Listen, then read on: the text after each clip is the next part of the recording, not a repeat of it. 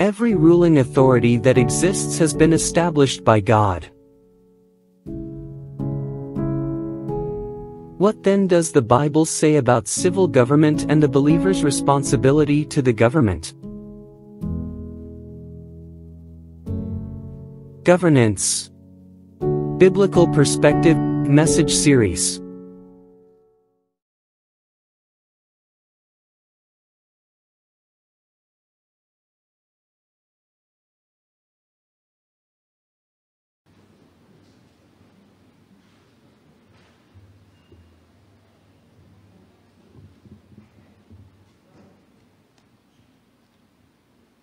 Magandang umaga po sa ating lahat. Good morning. Wow. Kaya pala mga yung mga nakatayo dito, no? Purihin ang Panginoon. Nung huli ako nag-speak dito, I think more than a month ago, talagang I cannot help but really praise the Lord kasi more than 2 years na tayong hindi nagkakakita-kita. Tapos eto ngayon. Kaya parang ngayon nadagdagan muli ang kagalakan na yun dahil eto tayo ngayon. No? Almost back to normal, pati yung ating attendance. But more than that, mga kapatid, alam ko naman, sabi nga sa scripture, di ba? Huwag nating kakalimutan yung magsasama-sama natin at pag-i-encourage natin sa isa't isa. Dahil yung presensya nga natin sa isa't isa talagang napakalaking comfort and encouragement. No? Kanina nga, no, inaawit natin yung isang worship song, talagang I cannot help but cry before God. Diba? Sabi nga doon sa awitin, mapuspos ang ating kaluluwa hanggang bumaba ang kalangitan sa ating kalagitnaan. And I was just praying, sana Lord, akapin mo ang iyong mga anak. Iparanas ninyo ang inyong kalulatian, paranas ninyo ang inyong kapangyarihan.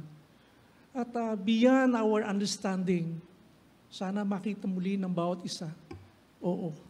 No? Dahil sa ginawa ng ating Panginoong Hesus, ikaw, ako, tayo ngayon ang instrumento para pagbaba ng langit dito sa lupa. Amen po ba? Mukhang mahirap mag-grasp yun, ano? Tayong instrumento ng Panginoon dahil naranasan natin kung paano ang kalangitan ay bumaba sa ating kalagitnaan. Tayo ngayon ang instrumento upang ipamahagi ito. No? Hindi ko tuloy maiwasan na banggitin sa atin yung sinasabi ni Pablo. No? You are the temple of the Holy Spirit. Sabi niya, para sa church.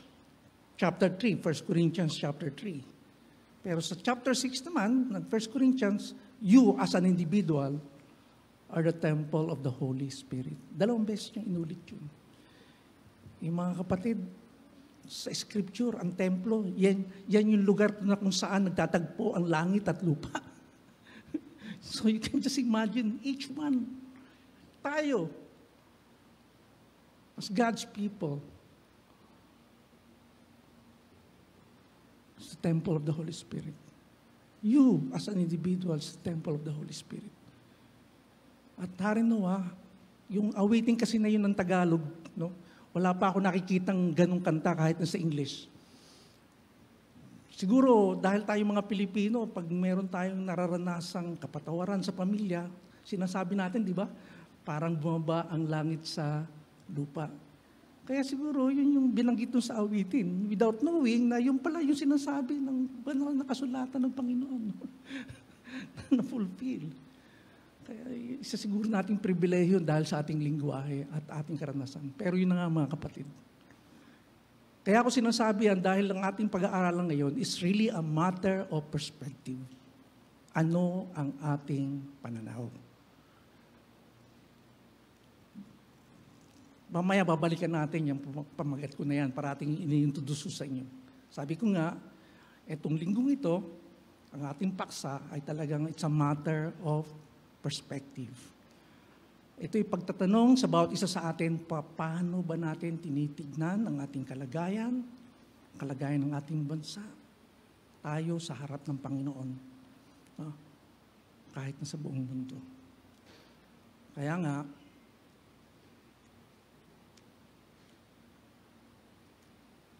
pamagat natin, fearing God more than men. At kung dala na po ninyo inyong mga bulletin, nandiyan na rin po yung outline, kaya maaari nyo sundan dyan at maaari nyo sulatan. No? Pero ang tanong ko kagad, no?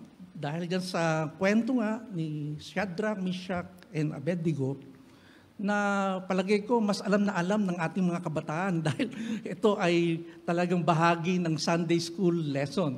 No? Kasama nung Daniel with the lions, no? In the dens of the lion. Ito po isang bahagi sa kwento ng mga Sunday School. No? Alam na alam ito ng mga kabataan. Yung patotoo ni Meshach, Shadrach at Abednego. Ang tanong ko kagad po dyan, is it fearing God more than men or fearing God more than other gods? No? Yun yung tanong sa atin, talaga, which is really very real. No? Kasi yun yung perspective niya eh. Hindi ko sinasabing hindi naman talaga nagtatalo yung takot sa Diyos at takot sa tao dahil totoo naman talaga yung takot natin sa tao, di ba? Pero yung pinapakita po rito, hindi lamang yung takot mo sa Diyos o takot mo sa tao, kundi takot mo sa Diyos at takot mo sa iba pang mga Diyos-Diyosan. At dito sa kwentong ito, maliwanag para kay Meshach, Shadrach at Abednego, isa lang. No? They are only giving their fear to God, their reverence before God. No? Nothing more, nothing less. Tignan niyo po muli yung nabasa sa ating kaninang mga talata. No? Inihayag ko na rin po dyan. Oo, nandoon yung paniniwala ni Shadrach, Meshach, Abednego na ililigtas, hindi lamang kaya silang iligtas ng Diyos, kundi ililigtas sila ng Panginoon, pero meron siyang but. Pero kung hindi man, hindi pa rin kami mag-worship sa iyo, sabi niya. So, fearless, no? But if not, we will not serve your gods or worship the golden image that you have set up. So, isa lang para kay Shadrach, Meshach, and Abednego, isa lang. Takot sa Diyos. Pagsamba sa Diyos. At ito yung pinakabuod ng kanilang buhay. No? At lalong titingkad dito sa kwentong binasa sa atin. Alam niyo po sa scripture, siguro dahil sanay tayo dun sa point 1, point 2, point 3. No? Napakahirap kasing gawin na ganito. Pero sa totoo lang, yung kwento mismo, sundan mo lang talagang, wow, no? Mabibighani ka na eh. At yung inihayag dyan sa kwentong yan, unang-una, si King Nebuchadnezzar, no? Pero dito, makikita ninyo, Nebuchadnezzar is a king who believes himself to be God. Iba yung maraming Diyos-Diyosan eh. Kasi bawat bansa noon, meron silang mga Diyos-Diyosan at dahil nga ang Babylon at that time talagang world empire, so nasakop nila pa yung ibang bansa, dala-dala din nila yung mga idols sa mga bansang ito. Kaya idols, no? At hindi pa sa kontento sa ibang idols, si mismo ngayon si King Nebuchadnezzar, nagtayo siya. And obviously, no, feeling niya,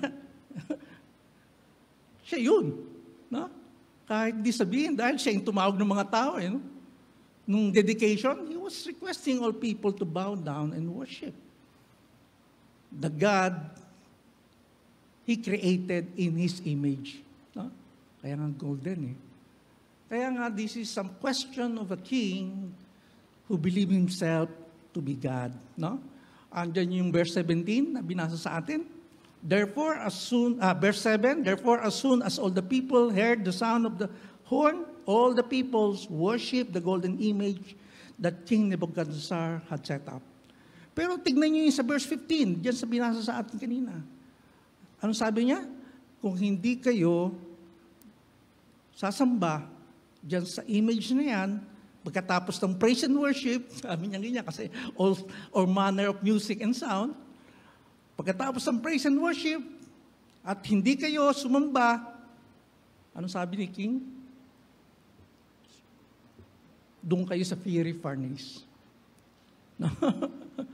At walang Diyos na makapagliligtas sa inyo from my hand. Yun ang sinabi niya. Ano ang sinasabi niya? Marami na akong tinalo mga Diyos-Diyosan na yan eh. wala na makapagliligtas sa inyo, sa aking mga kamay. What is playing out in this story? Alam niyo mga kapatid, what is playing out? This is actually the original sin.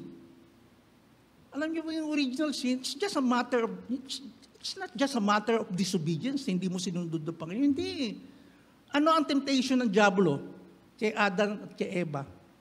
Kasi alam ng Diyos na kapag nakakain kayo ng prutas mula dyan sa puno na yan, ano yung? You will be like God. You will be like God. Wow. Yun po yung temptation. That's the original temptation. To live our lives unmindful of God. Sa totoo lang, marami nga nagsasabi, mga Christian writers, sa totoo lang, maraming mga Kristiyano are quote-unquote practical Christian. Hindi pala, practical atheists. Kasi, Sunday, they worship. After the worship service, the rest of the week, they live their lives as if they don't worship God. Oh, wow. That's really a very damning judgment upon all of us. Kasi, yan po yung original temptation eh. Magtitiwala ka na sa iyong kakayahan of what is right or wrong kasi you will know what's right or wrong, what's good or evil. Ikaw na ngayon na maghuhusga niyan, you will be like God's. Nakakalungkot itong Genesis kasi titignan niyo po yung kwento. There's that relationship between God and man. Mano man lamang na kung nagdududo ka, di bumalik ka kaagad sa Diyos. Panginoon, di ba? Ando doon yung kanilang close relationship and yet they chose. And they fell into this kind of sin. The original sin of thinking yourself to be God. Sa atin, hindi man natin gawin ganon, pero just think out. No? Mamaya, mayroon tayong isang awitin. Gusto ko iparinig lang sa inyo yung first part kasi kinukwento ko nga kay Elder Ray, sabi ko, ito yung isang song na naging bahagi ng chart, no? Pero kung papakinggan mo, oh wow. Ewan ko kung paano pinakinggan yun ng mga Hollywood stars, mga celebrities and on. Pero yun yung kinakanta dun eh. At sinasabi lang sa song, kahit sino ka man, you are either serving God or you're serving devil. Yun yung song. And can you imagine? Hindi ito worship song ha? Pero inaawit ng mga tao without them knowing what the song means. Anyway, tickler lang yan. Kaya nga mga kapatid, alam niyo po, yan yung katotohanan. No? Pagdating sa politics, that's the reality. No? Power tends to corrupt, and absolute power corrupts absolutely. Yan po ay galing kay Lord Acton. Ano? Yan po siya. Isang British parliamentarian. At ginawa niya yung komentong yan kasi nga ang mga tao noon, dahil tumitingin sa mga hari, tumitingin sa mga papa, at sinasabi nila na let's give them the benefit of the doubt. Kasi ano sabi niya sa quotation?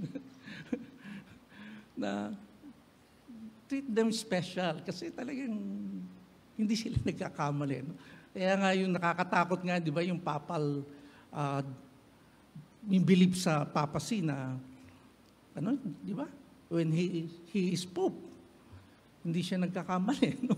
Oh, wow. Yeah, that's what it's saying. Kaya sabi niya, hindi, dapat kabaliktaran. No? Why? Because power tends to corrupt, and absolute power corrupts absolutely. Kaya nga mga kapatid, tayo, as Christians, no? As far as the systems of government existing they are, talagang ang bias natin, democracy.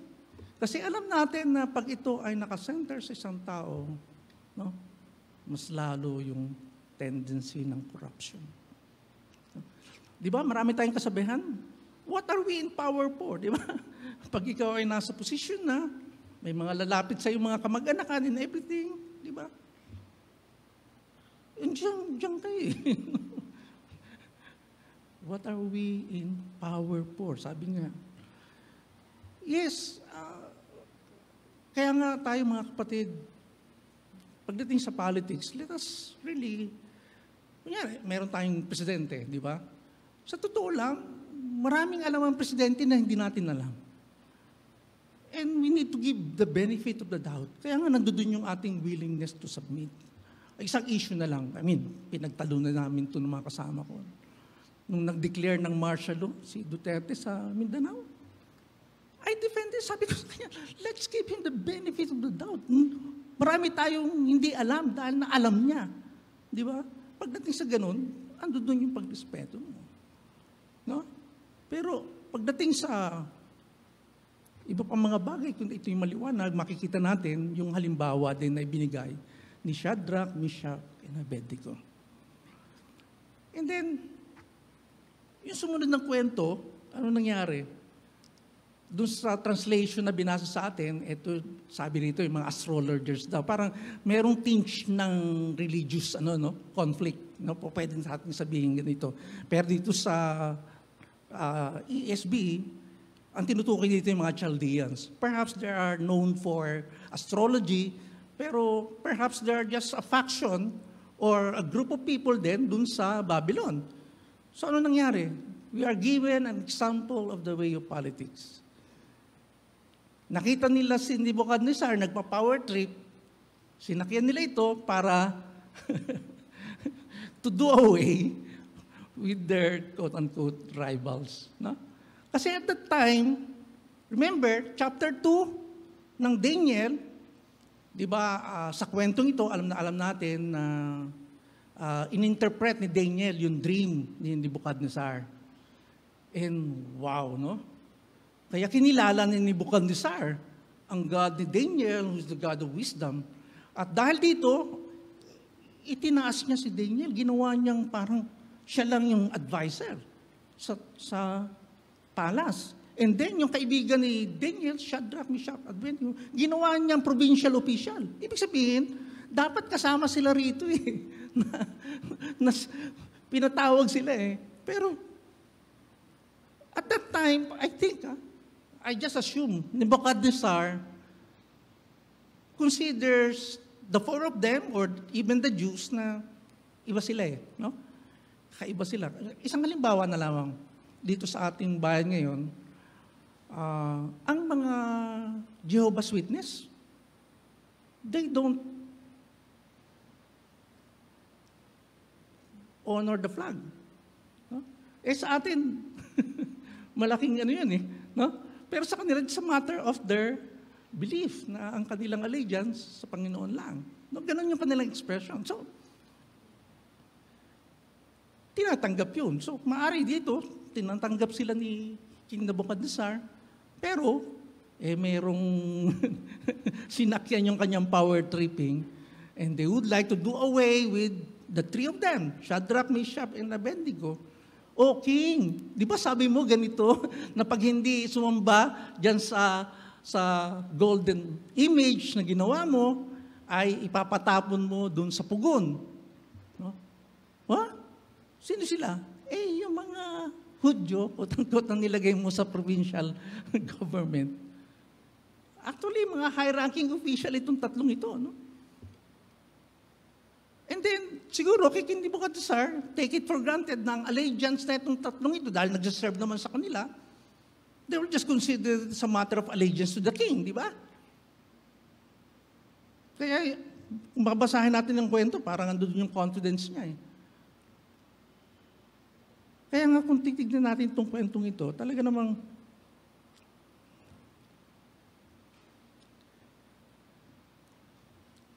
these certain Chaldeans are riding on King Nebuchadnezzar power tripping, no, as an opportunity to get rid of their rivals for political gain. Na? This is the all too familiar desire to gain power also. No? Ikaw mismo, makakuha ka ng posisyon, whether out of good intention or not. But you see, they are unaware, caught in the allure of power. The desire for power also corrupts and easily presents itself in another commonplace cliche. Di ba? Pag gusto mong magkaroon ng power, kasi meron kang mga good intention, pupunta ka dun sa the end justifies the means. No? Madaling isipin mo yun eh. Kasi ito naman yung gusto mo at meron kang gusto makapaglingkod. So, yung mga pamamaraan mo, iniisip mo, justifies, kasi ito naman yung intention. Why am I saying this?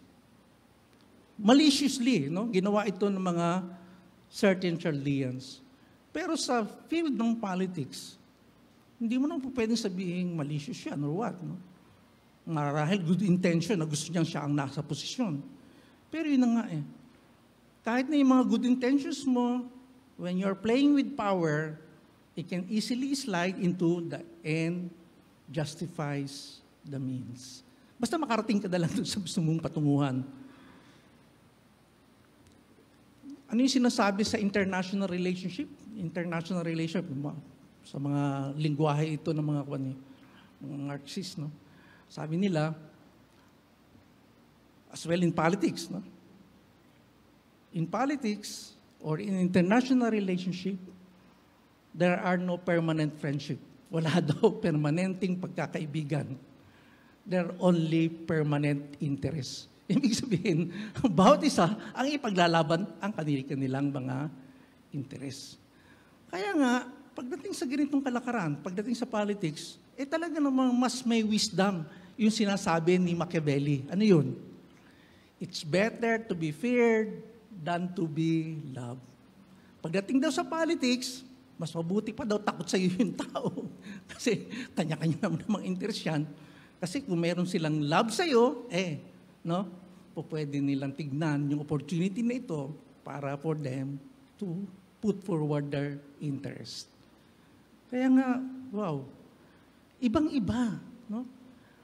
Ibang-iba. Kaya nga mga kapatid, kaya hina-highlight ko ito kasi this is the field of governance. Pero tayo, all people, dapat alam natin, no? Dahil nga sa primal temptation na ito, original temptation na ito, no? Ang tendency ng tao because of our sinfulness, no? Is to do power tripping without us even knowing it. To put forward ourselves, put forward our own interest. Ibang-iba yung sinasabi ng Scripture. Pati sa kalakaran ng iglesia, ano sabi ni Paul? Put the interest of others before yours. Bago yung interest mo daw, consider mo yung interest ng iba. Oh, wow. And he's saying this to all of the churches. No? Ibang-iba no? Kaya nakakalungkot, pag may mga denomination na nagkakaroon din ng political play. No?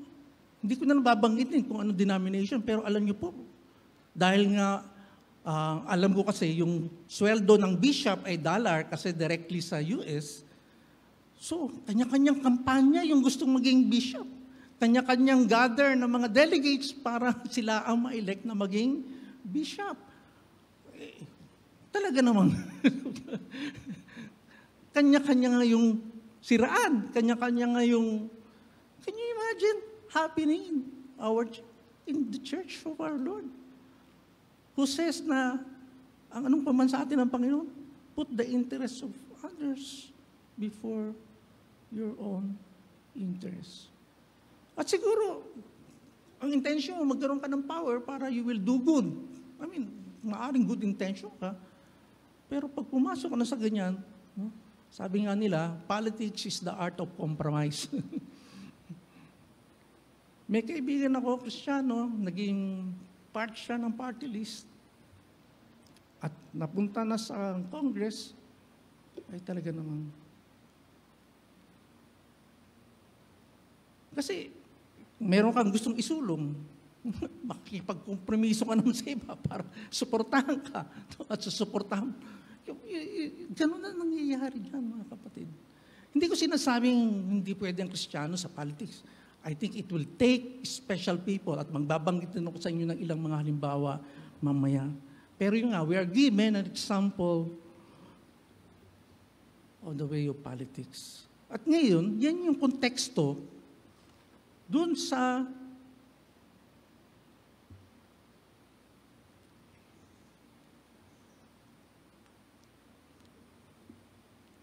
test of allegiance.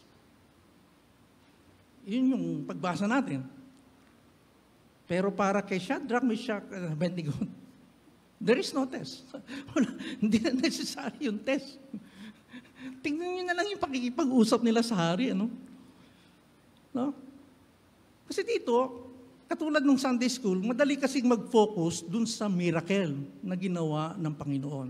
Wow! No? Kasi yun man yung na-highlight sa atin. Pero actually, para kay Shadrach, Meshach, and Abednego, anticlimactic na yun. Kasi sa kanila, yung kanilang pagtindig sa harap ng hari, yun.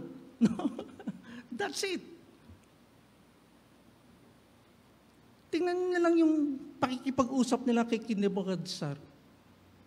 O King Nebuchadnezzar, sa totoo lang, hindi na namin kailangan magpaliwanag sa iyo, sabi nila ba? O Nebuchadnezzar, we have no need to answer you in this matter. Parang, oh wow, sabihin mo yun sa akin. Parang, sa totoo lang, hindi naman namin kayo kailangan sagutin. No? Parang sinasabi nila, sige, tapon mo na lang kami. No? Para sa... Pero hindi, sinabi nila, sa totoo lang, ito yung paniniwala na sa aming Diyos. Pero kung hindi man, sabi niya, He will deliver us out of your hand, O King.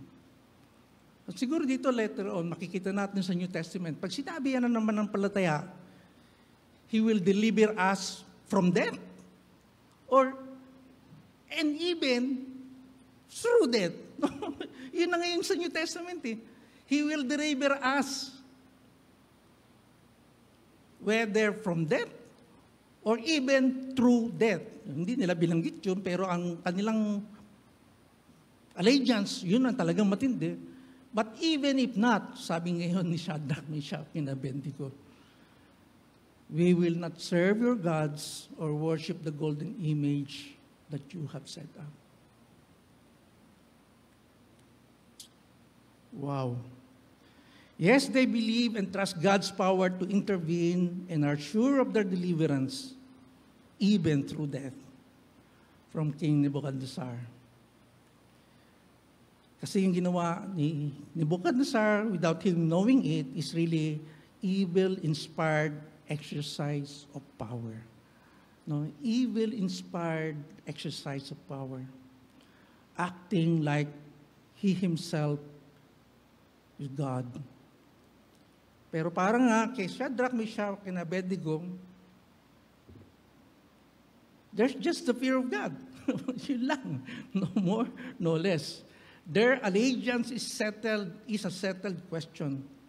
It only belongs to God and to God alone. And actually, they're just leaving out yung Shema. No? Yan po yung nire-recite ng bawat Hudyo pagkagising ng umaga. Bawat Hudyo, yan ang nire-recite nila. Shema. No?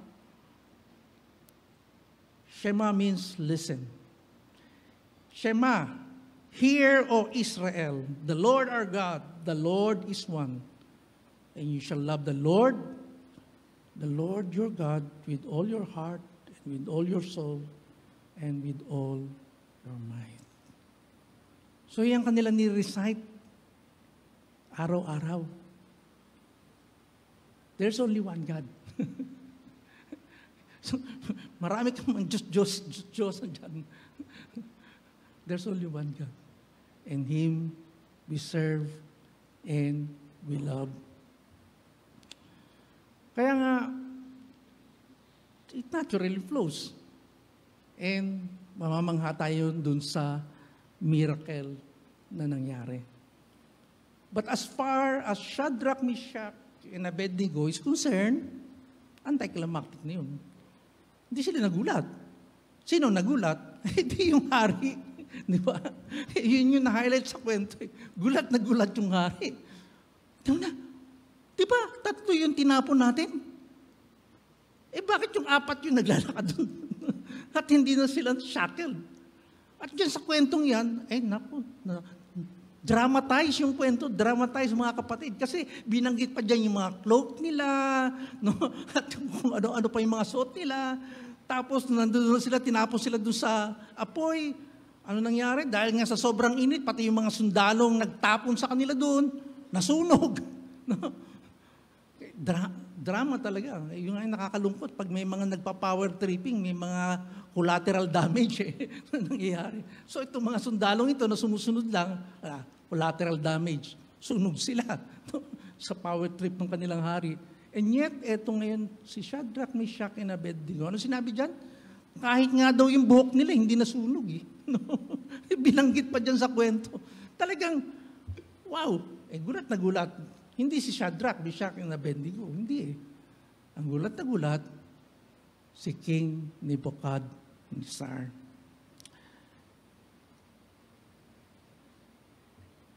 And he seemed to learn the lesson. Mukhang natuto siya ng lesson. Supposed to be. No?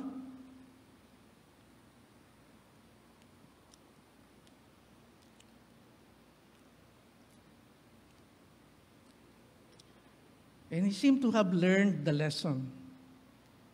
Ano sabi dyan ni King Nebuchadnezzar?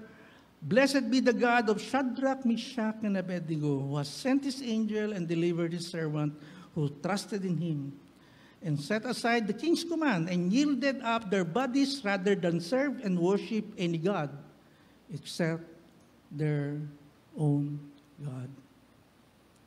That's the point. Sabi ko nga, mukhang natuto. Pero hindi. Tuloy-tuloy pa rin siya sa kanyang power trip eh. Ano yung power trip niya? Kasi nga yung sinful tendency ng man, parang, ngayon, ano yung pinag-uutos niya? Walang bang iinsulto dun sa Diyos nila? Shadrach, Meshach, and Abednego, walang bang iinsulto dyan ha? Dahil pag insultihin niyo, kayo ipapasunog ko. Parang, matutuwa ba tayo dun? Mga kapatid? Alam niyo sa history ng Christianity, nagkaroon ng decline ang Christianity nung dineclare ng Rome na ang official religion ng Rome ay Christianity. Ay doon. Doon nagkaroon na ng corruption ng church. Kasi, parang, ang patutuo mo nga, laban sa mga power play, tapos yung nga. No? Kaya, sabi ni King Constantine, di ba, ano ngayon yung ginagamit niya ngayon sign para mag-conquer? In hoc signo vinces. By this sign, you will conquer. Ano yung daladala niya? Yung krus. Kaya doon nagsimula yung crusade, mga kapatid. Kung babasahin natin sa history, naku talaga naman, maraming mga atheists ituturo sa... Tignan niyo yung pinagagawa ng mga Kristiyano dahil ganun ginawa. No? Para maitaboy yung mga Muslim na yan, pagpapatayin din yan. So, sabi ko nga, parang natuto si King Nebuchadnezzar, pero actually hindi. No? He still continues with his power play and is now ordering gusto niyang i-order kung ano yung way ng God na ito. Ibig sabihin, ang way ng God na ito, ay yung way ko rin. Pag hindi ka sumunod, ano? Kaya nga, mulit-muli, babalikan natin yan kasi iba yung pagpapakita yung power ng Panginoon. Yes, He's able to do miracles. Wala namang. Kaya nga, in conclusion, mga kapatid, madali kasing ang bigyan natin ng focus yung miracle. And I hope and pray na ano dun yung pananampalataya, whatever that we are right now, the Lord is able to deliver us. No? We should hang on to that. Pero in actuality, iba eh. No? Iba yung gustong ipakita sa atin ng kwentong ito eh. Kaya nga, unang-una, when we consider, yes, we are called to submit. But at the back of our mind, let us remember, power tends to corrupt, and absolute power corrupts absolutely. And that the desire for power can easily direct one into the wrong path of thinking that the end justifies the means. Kaya nga, bilang mga Kristiyano, ang task natin ngayon, when we are submitting ourselves to the government, is to speak truth to power. No? Ilahad sa power na meron nag-rule. Katulad ng ginawa ng ating Panginoong Hesus sa harap ni Pilate. Ano sabi sa kanya ni Pilate? Hindi mo ba alam na I have the power? No? To free you or to send you to be crucified. Ano sabi ng Panginoon? Wala ka naman power kung hindi galing sa Diyos eh. Ibig sabihin. Yes, pero yung power mo galing sa Panginoon. And then, ano pa sabi doon ni Pilate? What is truth? Sabi ni Pilate. Kasi sinabi ng Panginoon talagang.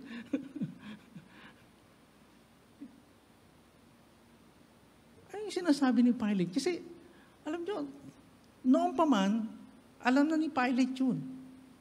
Na, oftentimes, those who are in power dictates what is true and what's not true. Kaya nga sabi ni Pilate, what is truth? Huh? Pero, Jesus don't have anything to do with that. You see, mga kapatid, yes, when we speak truth to power, and as individuals, kung nasa posisyon ka, yun naman ang dapat mong gawin. No? Pero yun nga, syempre, meron akong naging kaibigan, mataas ang kanyang posisyon sa Department of Education doon sa province. No? Kung siya, auditor siya. At dahil nga auditor, at Kristiyano, ay talagang hands-on. No? Kung may mga delivery or whatever, talagang tutok. Kaya ang daming galit sa kanya, ang daming threat sa kanya. Alam niyo yung sinasabi ng natin. Pastor, kung aalis ako rito kasi alam kong wala na. Tuloy-tuloy na yan eh. Pero sa totoo lang, Pastor, sabi niya, alam ko may nakakalusot pa rin eh. Kasi, di ba, isang sign lang naman yun sa kanya. Paano yung iba? So, ang point niya, Pastor, alam mo, kung magkaano naman, alam ko, guilty rin ako eh. Kasi, isa lang naman ako sa mga pumipirma. Pero hanggang dun sa puder na meron ako, maninindigan ako. Beyond that, wala na akong control, sabi niya. Kaya nga, I'm sticking it out here, no? Dahil, alam ko, nilagay ako rito ng Panginoon. Pero, breakfast niya, threat. Lunch niya, threat. Dinner niya, threat. And babae ito, mga kapatid, maliit lang na babae. Kaya palagi ko, blessing sa kanya, napangasawa niya, pastor eh. At her old age, nakapag-asawa ng pastor. No? Pero yun nga, talagang, and I have seldom met such kind of believers eh. Doon na lang din yung takot niya sa Panginoon, pero takot din siya dahil alam niya na part din siya ng corruption dahil may mga nakakalusot eh. Pero yun nga, part man siya o hindi, tatayo siya para sa Panginoon. Kaya dito marami mga halimbawa mga kapatid eh. Si William Wilberforce, I think merong kwento dyan sa film tungkol sa kanya eh. Siya yung ginamit ng Panginoon para maging unlawful ang slavery. Pero it took so many years. It took so many parliamentarian work, no? And even juggling with others. Just to pursue his desire to set people free.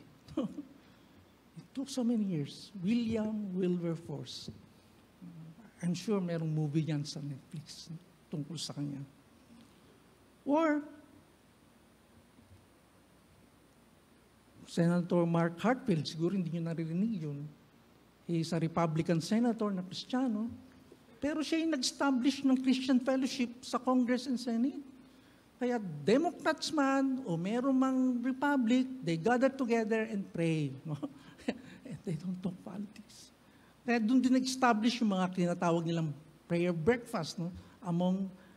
Siguro may naglaro dyan tungkol sa politics, pero ang pinaka-root po niyan ay yung trabaho ni Senator Mark Hatfield. Pero ngayon, mahirap na ngayon because of the culture war, pero yun, halimbawa niya. And even the most maligned Christian president ng US, President Jimmy Carter,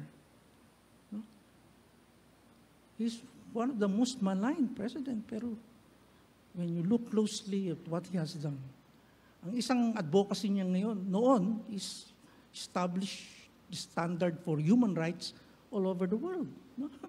Kaya nga napahalagahan ang maraming halimbawa. No? And I'm sure, katulad ng kaibigan ko, sabihin nila, my hands are not clean. But the Lord has sent me here. So, yun po yung dapat reminder sa atin. Yes, we need to speak truth to power, katulad ni Shadrach, Meshach, and Abednego. But they were able to do this. They were only able to do this because settled sa kanila kung ano yung allegiance nila. No? Let us first and foremost settle the issue of allegiance. We are not reciting the Shema. Hindi naman tayo mga Hudyo eh. At siguro magandang i-memorize natin yun at i-recite na rin natin araw-araw. No? Hear, O Israel, the Lord our God. But when we say the Lord, alam natin si Jesus Christ yun. No? The Lord God Yahweh. No? Kaya nga yun yung ginawa ni Pablo actually. No? The Lord our God, the Lord is one. You shall love the Lord with all your heart, with all your soul, and with all your mind. Heart, soul, and mind sa Panginoon lang. Kaya siguro dapat i-recite natin yung, what am I saying? Dapat ngayon pa lamang sinisettle na natin yung issue ng allegiance. No? Alam na natin dapat kung kanino yung ating mga puso. Dapat sa Panginoon lang. No? Am I saying hindi totoo yung fear of men? Totoo po yun eh. That's real. And sa totoo lang, talagang dahil devious talaga yung mind ng mga tao, ng mga evil men, eto at least madali. Kasi buhay nila nakataya. Eh paano kung sabihin mo, isa-isa sila? Ihiwalay kunyari si Shadrach. Pag hindi kayo mag-bow kay King Nebuchadnezzar, i-chop ko yung kamay ni Shadrach. Chak! Magbabaw ka o hindi? Yung kaliwa naman, anong gagawin mo? Alam niyo, sinasabi ko ito sa inyo mga kapatid, totoo po yan sa karanasan ng mga Kristiyano. I don't know if you have watched the film, Silence. That's the story of silence. Pinapatapak sa mga Christians yung image ni Jesus Christ, yung puma. At yung halimbawa ngayon ng puma, ay nabura na yung mukha ni Christ dahil maraming mga Kristiyano tinapakan. Marahil yung iba dahil takot para sa kanilang buhay, pero kadalasan ginagawa niyan, isasabit na pabaliktad, kunyari yung mahal mo sa buhay mo, kapatid mo siya, o asawa mo siya, nanay mo siya. No? At naririnig mo yung ungol, pag hindi ka tumabak dyan, ilulubog namin siya dito sa asopre. Tatapak pa hindi. Nabura nga yung mukha ni Kristo dahil marami mga Kristiyano. And actually, sabi nga nila sa history, yung persecution sa Japan, talagang successful. Nabura ang Christianity. Or so they think. Mga kapatid, totoo po yun. Sinasabi ko lang, settle your allegiance before God. Paano kung natakot ka dahil sa banta sa'yo? The Lord knows your heart. Si Peter nga, pinatawad niya. Ikaw pa kaya? No, huwag tayong... Yes. Tanggapin natin kung yung takot natin sa tao, pero let's settle our allegiance before God. Kasi hindi natin alam kung anong gagawin ng away din, kung paano ka i-dissuade. At kahit ano po ang gawin sa inyo ng kaaway, remember, anong sabi sa Romans 8? Nothing can separate us from the love of God. Nothing. Nothing.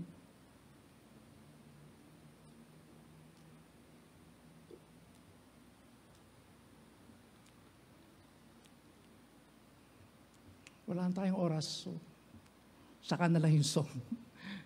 Ang title ng song, kung interested kayo dyan, search niyo kay Bob Dylan, You Gotta Serve Somebody. Ito, sinulat niya nung Christian pa siya. Kasi ngayon, iba't iba eh.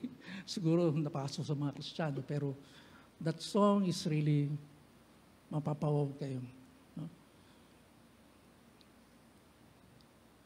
You gotta serve somebody. Ang sinasabi ng song, kahit na ambassador ka, kahit na world champion ka ng boxing, kahit ikaw yung pinakasikat na artista, you gotta serve somebody.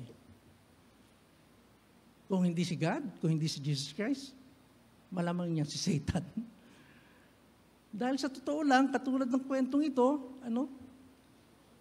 it's not a question of, para sa kanila, it's not a question of fearing God or fearing man, kundi it's a question of fearing God or other gods.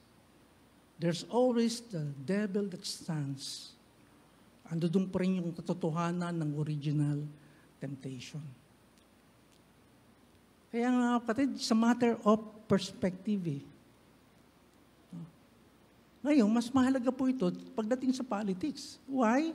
Kasi, nung nakabayubay ang ating Panginoon doon sa krus ng Kalbaryo, ano yung nakasulat ulit sa taas? Inri, Iesu Nazareno Rex Iudeorum. Jesus of Nazareth, King of the Jews. He is the Messiah. So, kinukutya siya ng mga Hudyo, no? Dahil, tagapagligtas nyo. Wala siyang kaya. Kahit sa Roman Empire. Nagpa-power tripping ang Roman Empire. Pag hindi ka sumunod, patay ka. No? To instill fear. Pero yung symbol ng power yan ng Romans, naging symbol of the power of God's love. Kaya nga, yung sinasabi ni Emperor Constantine na, by this sign I will conquer, parang, temo na, it's the power of blood, tapos gagawin mong the power of military might. No? Gusto mong baliktarin. No? At yan ang kwento ng mga crusade. No? Pero yung mga kapatid, He was victorious on the cross. At the same time, He is declared to be the King of the world. The Messiah. who is the King of the world. He is reigning now in and through us. So yun po yung perspective. Hindi lamang each day is triumph. Whatever happens, alam natin that He is King of kings and Lord of lords. Nawa, yung sinabi ni Shadrach, Meshach, and Abednego, maging totoo sa atin. Dahil He will certainly deliver us, dahil ngayon, from death, but even through death. No? Just like our Lord. Jesus. Christ has died. Christ is risen. Christ will come again.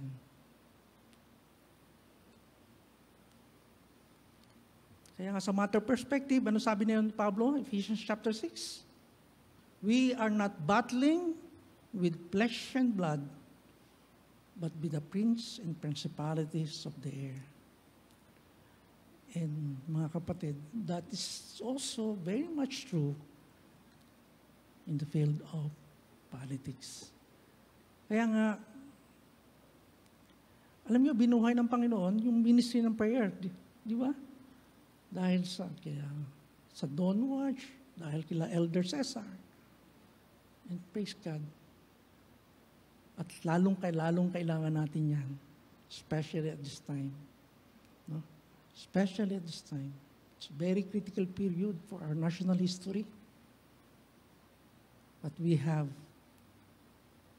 the King of Kings and the Lord of Lords to honor with our lives. Manalangin po tayo.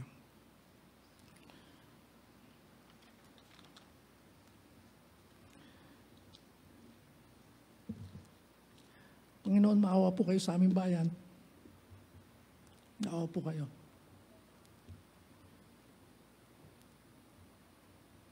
Tuloy-tuloy pa rin ang pandemya. Tuloy-tuloy pa rin yung kahirapan. At ngayon may mga bumangong pag-asa dahil ng election. I pray, dear God, that even more than this, our hope, our faith and our love will never waver. Panginoon, kilala niyo po ang bawat isa sa amin. Alam po ninyo ang nasa puso namin. And whatever happens, Lord, enable us, whatever circumstances that we are facing, to be able to declare in our hearts,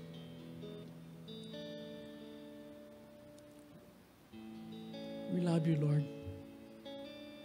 We love you. Maraming salamat sa pangalan ni Jesus. Amen.